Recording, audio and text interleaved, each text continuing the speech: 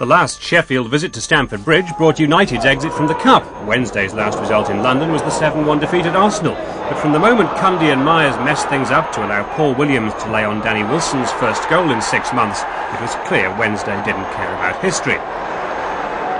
Young Myers was struggling again on 20 minutes, caught in possession by David Hurst. And Jason Cundy too was no more effective than he'd been a quarter of an hour earlier.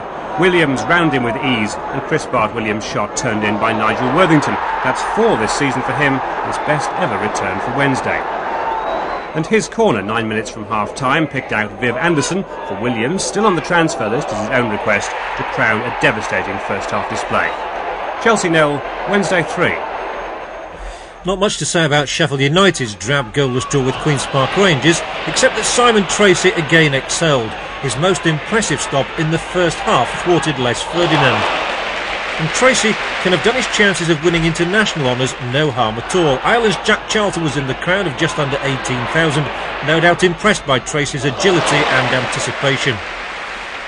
Not to be completely overshadowed, Rangers number 1 Jan Stejskal guaranteed a goalless afternoon. Mitch Ward's cross met by Carl Bradshaw, Stejskal equal to it. Sheffield United 0, Queen's Park Rangers 0.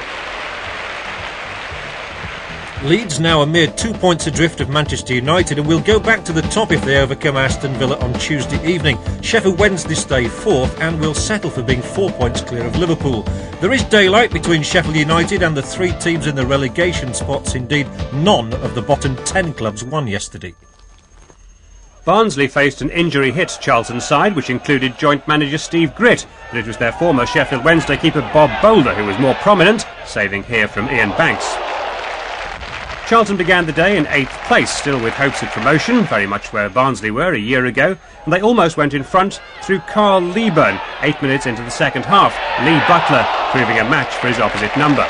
And he and Barnsley had the last word in the 82nd minute. Brendan O'Connell, number 7, tackled by Steve Gatting, but as the Charlton defenders watched, Owen Archdeacon pounced at the second attempt. Cruel luck on Boulder, Barnsley unbeaten now in 5, Barnsley 1, Charlton 0. At the top, Ipswich closed the gap by beating Plymouth because Blackburn were held at home by Oxford. Middlesbrough won 1-0 at Swindon to go 5th. Now this is looking more promising. Barnsley and Grimsby's reward for improved results. The Mariners would overtake Barnsley again if they win at Charlton on Tuesday. Hands up those who thought Hull would take 4 points off Huddersfield during the week. Not many, I suspect. But they did. Tony Kelly's spectacular overhead kick did the trick and ended a wait of 592 minutes for Hull's fans to see a home goal at Boothby Park. The last had been against Preston on November the 30th. So it's been a good week for Terry Dolan. It would have been even better if they hadn't rediscovered bad old ways almost immediately. John Pearson still wondering how he missed. It really has all gone wrong for Huddersfield this year, since they lost Chris Marsden in fact. And even when John Kelly and Simon Charlton worked a neat free kick, they couldn't take advantage. Kieran O'Regan's eventual shot as wayward was another disappointing performance. Hull 1, Huddersfield 0. To appreciate the decisive moment here, you must realise Bradford have only won 2 out of 12 since Frank Stapleton took over, and this is the 90th minute. Super cool finishing then from Paul Jewell after Sean McCarthy's header.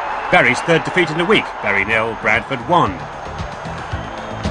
Huddersfield stay 4th. The leaders are actually Stoke, who came back and played the last minute of their draw with Birmingham after the referee declared it abandoned earlier because of crowd trouble. Bradford's win means they overtake Bury and Preston, while Hull have moved 3 points clear of Torquay and Wigan. They meet on Tuesday. And now for the weekly question. Is this the last time we'll see Aldershot take the field? The league's most endangered species are clinging on to life. They may be playing for nothing but pride, and Scunthorpe's Ian Helliwell increased their anxieties with a header against the bar. But then the league's 93rd club show there is a little fire in the belly. George Berry's shot. The Scunthorpe fans had chipped in with a collection, Aldershot's travelling army flying the flag too. But the match was settled with a goal 12 minutes from time. It wouldn't have got much for artistic impression. Tony Dawes was happy to end a barren spell going back to last year. Scunthorpe can certainly make the playoffs even if they don't win automatic promotion, but Helliwell will hope for better luck after hitting the bar for a second time. Scunthorpe United 1, Aldershot 0.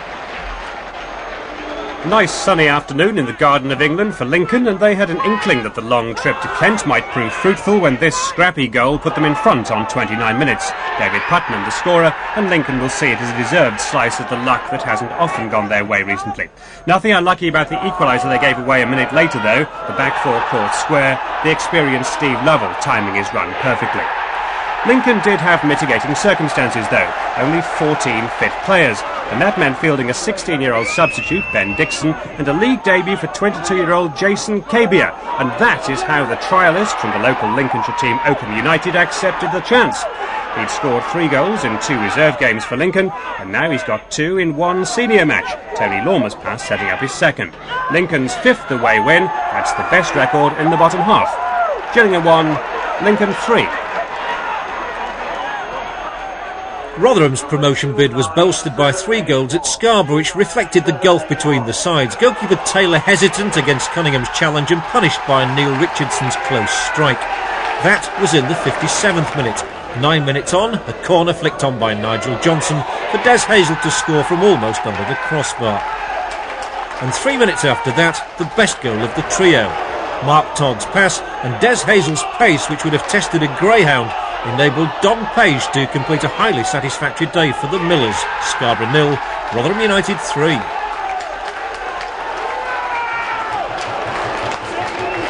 And so to Field Mill, where Mansfield have stuttered and stumbled in recent weeks. A nice own goal was just what they needed. York's Steve Tutil, the unlucky man from Fleming's Cross, after just 2 minutes. But the old stutters and stumbles weren't too far away. Paul Stancliffe's big hoik forward, Greg Fee and goalkeeper Jason Piercy get in each other's way, and John McCarthy makes it 1-1 on 10 minutes. This time though, Fee made amends within 4 minutes, and all was well for the Nottinghamshire promotion chasers. A prodigious near-post header from Fleming's throw.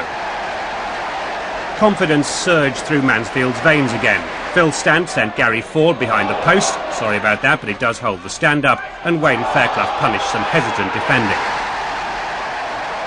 3-1 at half-time. Mansfield haven't very often scored 3 or more this season without Phil Stant having a say, and this was no exception. There he is, left of your picture, head down as substitute Ian Stringfellow fires in the cross.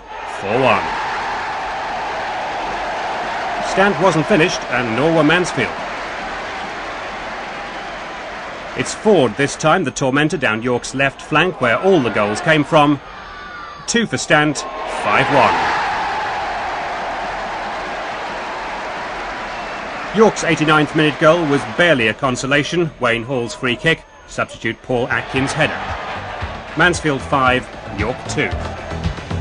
Still very tight at the top, but a good day for Mansfield and for Rotherham in 5th, Scunthorpe 8th, and Chesterfield 10th after winning at Carlisle 2-1 with goals from Dunn and Norris against his old club.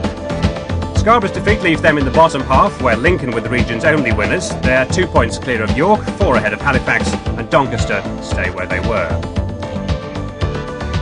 And that leaves us with our weekly Forecast 5 competition. Back to £100 for the winner this week. That's because Mrs Mitch Norbury of Dinnington in Sheffield won £200 last week by successfully forecasting the results of 5 matches in our region.